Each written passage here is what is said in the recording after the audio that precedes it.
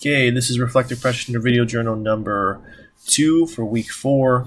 The topic is zero tolerance. This is a topic that I am passionate about, that I've experienced in because I've worked at schools that have suffered under the zero tolerance policy, and students and communities that have suffered under zero tolerance. The article, which really more was like a report, was really interesting. It brought up so many great points about why zero tolerance is just not only ineffective, but socially, educationally wrong, and unfair and unjust. In my experience, plain and simple, zero tolerance doesn't work. I understand the need for it in certain cases, which our ed code allots for, severe assault resulting in bodily injury,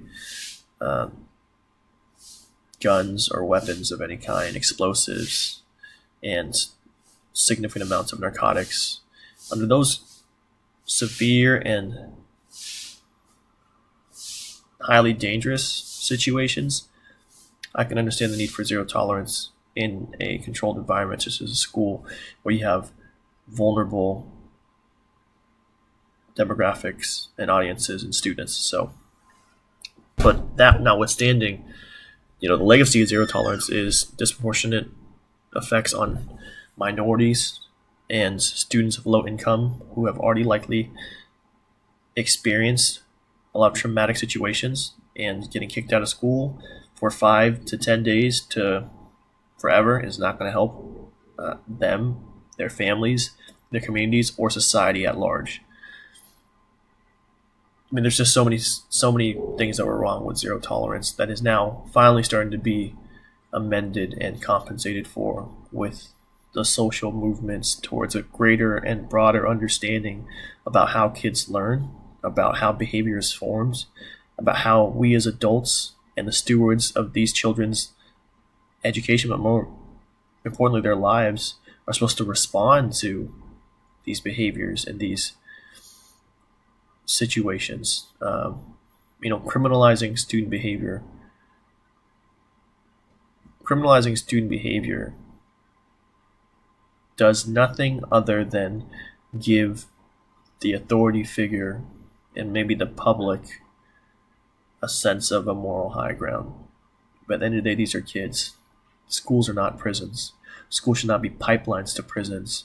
Schools are educational institutions, and that is our job, period. Whether it is educating them in the classroom with the content, Columbus sailed the ocean blue in 1492, or 2 plus 2 is 4, or to teach them in the public forum of life the social skills, the social emotional intelligence needed to navigate the world and become successful contributors to their society, to their community, to the world. But that starts with them. That starts with them being self-sufficient. Yeah, I mean, where to start? Zero tolerance just leaves too much discretion in the hands of the educator when it comes to what is an offense that should be tolerated and what is not. I mean, kids getting kicked out of school for talking back, kids being suspended, sent home for refusing to do work. Kids are naturally going to test the barriers and the boundaries of authority. And under zero tolerance, we saw suspension rates spike. It was pretty much the wild, wild west. Teachers and administrators could do essentially anything to respond to a behavioral situation or a disciplinary scenario, and the student had no recourse. The families had no recourse but to take it on the chin and accept that it was a facet and piece and parcel of being in that school. And that's just plain wrong. And that's not even getting into the disproportionality for minority students, especially African American males, Hispanic students.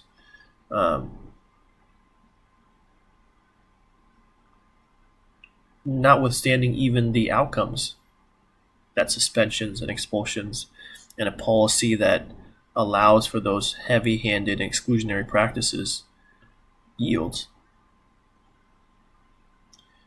The outcomes for the individual student are terrible. More likely to be involved with gangs, crime, lower income throughout the rest of their life, higher risk factors for pregnancy, drug use, violence, death. These are all proven outcomes based on the research from U.S. Department of Justice, National Juvenile Justice Network, the NCAACP, Pew Research Center. I mean, you name it. You name it. The research is out there. Southern Poverty Law Center. It's just as obvious as day that when you kick a kid out of school, you are pushing him into the streets. You are pushing him into the arms of gangs, drugs, risk-taking behavior that will lead to detrimental factors not only for himself, but negative outcomes for his community and society at large. He will become a burden upon the law enforcement, the medical system, the juvenile court system, which will then lead to the prison systems. I mean, I have so much to say, but can't make a 20-minute video.